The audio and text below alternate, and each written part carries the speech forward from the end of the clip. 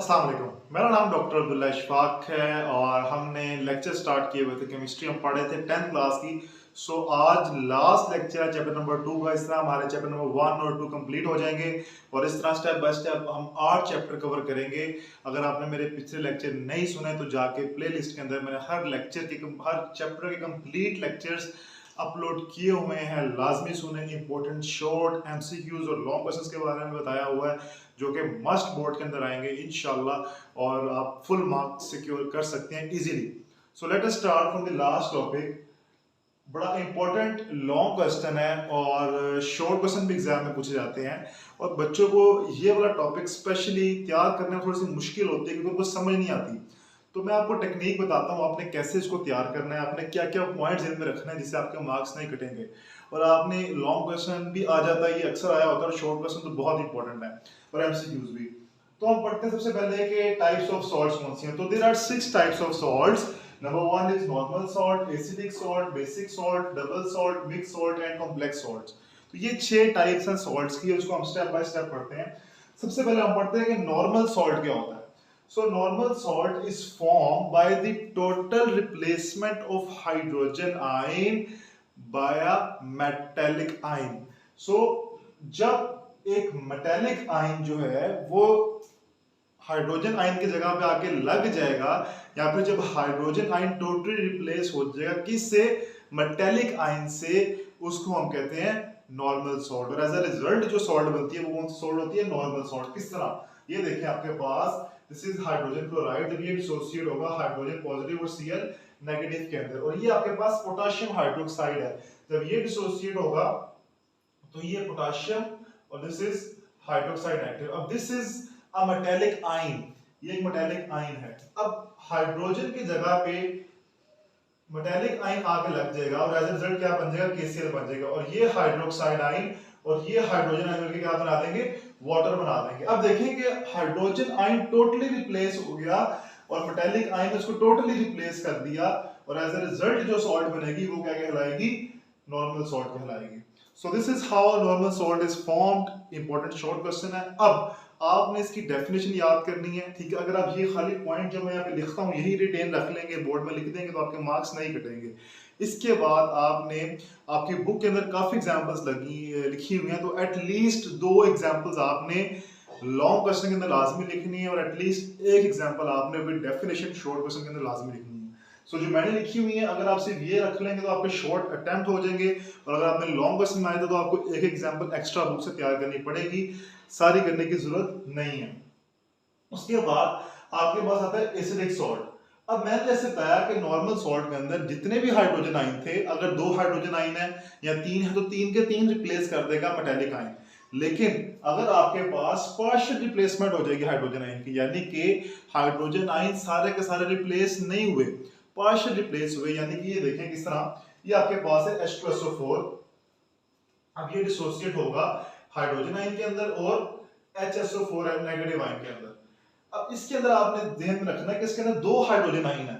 सो एक hydrogen ion ये आ गया और एक हाइड्रोजन आयन सल्फेट के साथ आ जाएगा। अब जब पोटेशियम हाइड्रोक्साइड डिसोसिएट होगा, so potassium positive and hydroxide negative. So इसके अंदर मेटालिक आयन ने, जो मेटालिक आयन था पोटेशियम, उसने हाइड्रोजन, यानी 2 हाइड्रोजन आयन थे तो एक हाइड्रोजन आयन रिप्लेस होगा।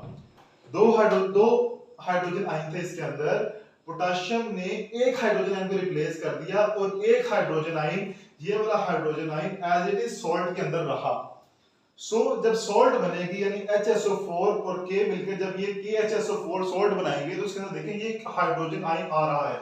इसका मतलब क्या हुआ कि जो एसिड था उसके अंदर जो 2 हाइड्रोजन आयन थे, यानी H2SO4 के अंदर जो सल्फ्यूरिक एसिड था, इसके अंदर जो 2 हाइड्रोजन आयन थे उसमें से एक हाइड्रोजन आयन रिप्लेस कर दिया पोटेशियम ने, मेटालिक आयन ने, और एक hydrogen ion as it is salt का हिस्सा बन गया। So hydrogen ions are partially replaced. तो जब पार्शियल रिप्लेसमेंट होगी हाइड्रोजन आयन की तब जो सॉल्ट बनेगी उसको हम कहते हैं एसिडिक सॉल्ट। क्या कहते हैं उसको हम, एसिडिक सॉल्ट। तो मैंने आपको बता दिया कैसे एसिडिक सॉल्ट बनती है, और जो ये वाला हाइड्रोजन और ये वाला हाइड्रोक्साइड मिलकर क्या बना देंगे, एट द एंड वाटर बना देंगे। उसके बाद हम चलते हैं नेक्स्ट की तरफ, which is basic salt.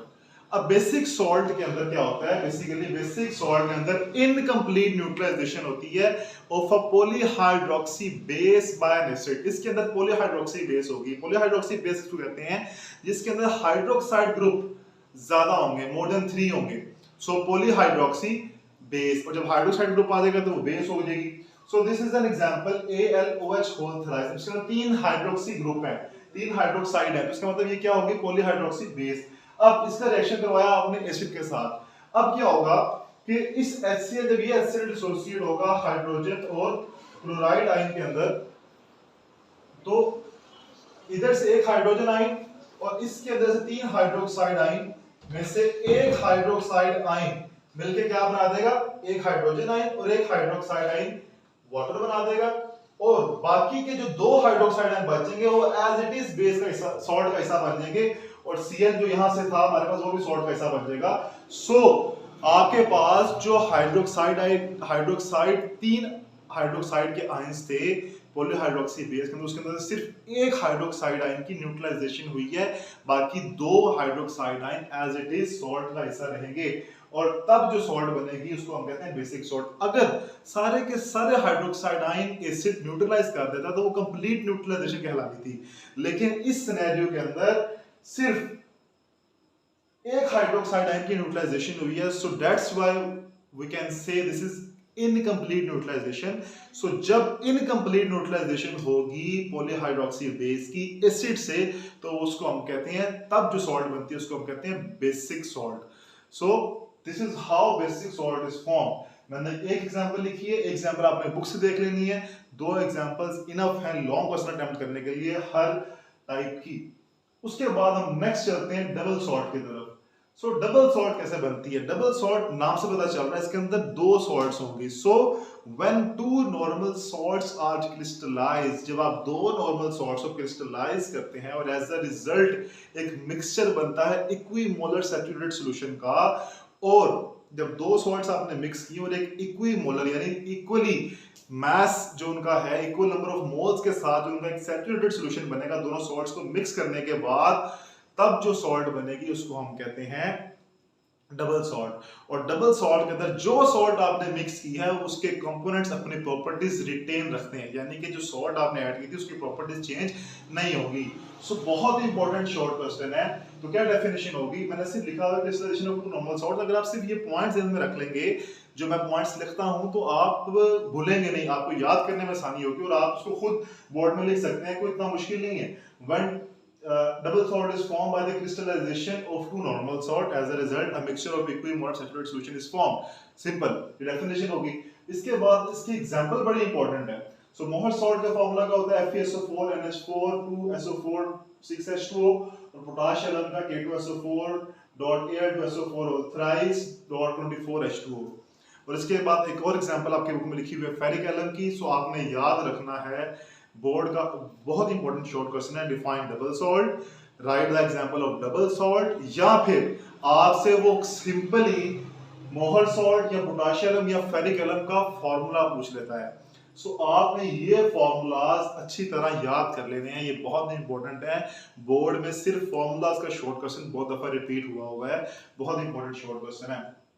So this is the formation of double salt. उसके बाद मिक्स सॉल्ट क्या होता है, a salt which contain more than one acidic or basic radical। ऐसी सॉल्ट जिसके अंदर एक या एक से ज्यादा एसिडिक या बेसिक रेडिकल होगा उसको हम कहते हैं मिक्स सॉल्ट। उसकी एग्जांपल बड़ी एग्जांपल है CaOClCl which is bleaching powder. आपने याद रखना है, तो ये एमसीक्यूज भी आता होता है कि ब्लीचिंग पाउडर जो है वो कौन सी सॉल्ट है, तो वो मिक्स सॉल्ट है। फेरिक एलम कौन सी सॉल्ट है, तो वो डबल सॉल्ट है। तो ये डेफिनेशन होगी मिक्स सॉल्ट। उसके बाद हम आते हैं कॉम्प्लेक्स सॉल्ट की तरफ। सो ये भी बड़ी इंपॉर्टेंट डेफिनेशन है बोर्ड के अंदर, a salt which is form by a combination of a simple cation और कॉम्प्लेक्स एनायन, और या फिर कॉम्बिनेशन होगी सिंपल कैटायन और कॉम्प्लेक्स एनायन की, या फिर कॉम्बिनेशन होगी सिंपल एनायन की या कॉम्प्लेक्स कैटायन की, यानी कैटायन और एनायन में से एक चीज सिंपल होगी और एक चीज कॉम्प्लेक्स होगी। फॉर एग्जांपल ये मैंने लिखा है पोटेशियम फेरोसायनेट का फार्मूला लिखा है मैंने, K4FeCN6।